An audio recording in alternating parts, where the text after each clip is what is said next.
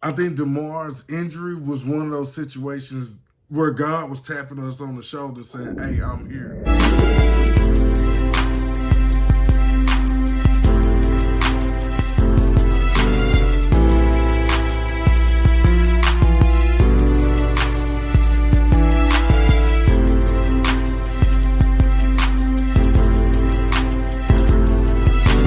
Hamlin situation.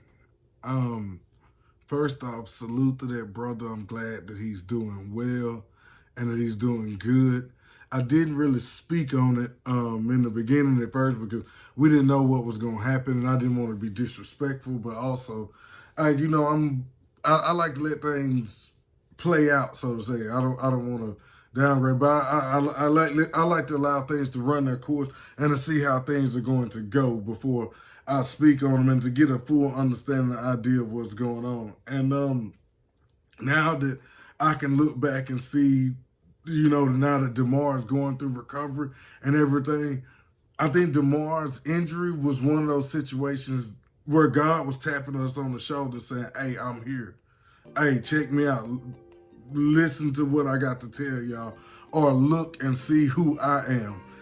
And I say that because on Sundays, the whole world is watching football.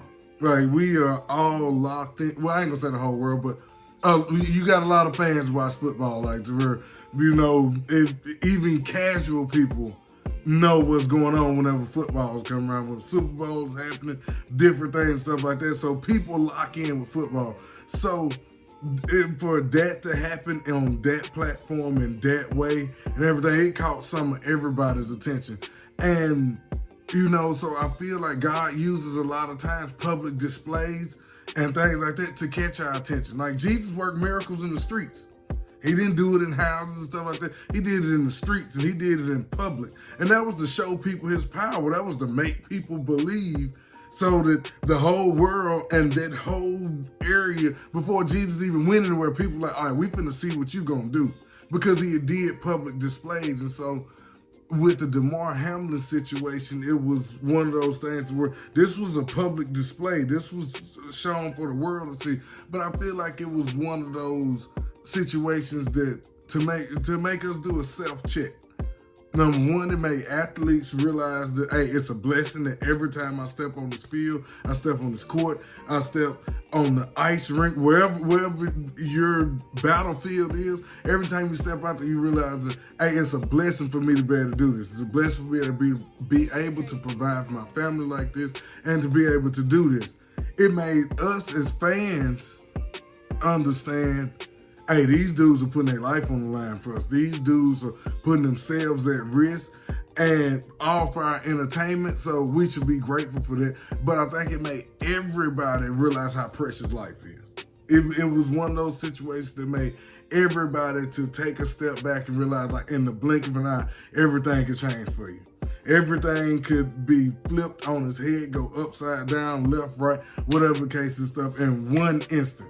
Because we saw it happen before our eyes. Everybody was locked in watching the football game, thinking about the AFC and the playoff picture and everything like that. Then boom, in the blink of an eye, none of that mattered anymore. That man's life was what we were thinking about. From top to bottom, everybody, analysts and all of that stuff, everybody was just thinking about hoping this man is okay. And people started praying and saying, God, let it happen. And now, like I say, now that we have seen prayers were answered, the man is in recovery and everything, that was one of those moments where he tapped us and said, hey, this is what, I want y'all to know that I'm here.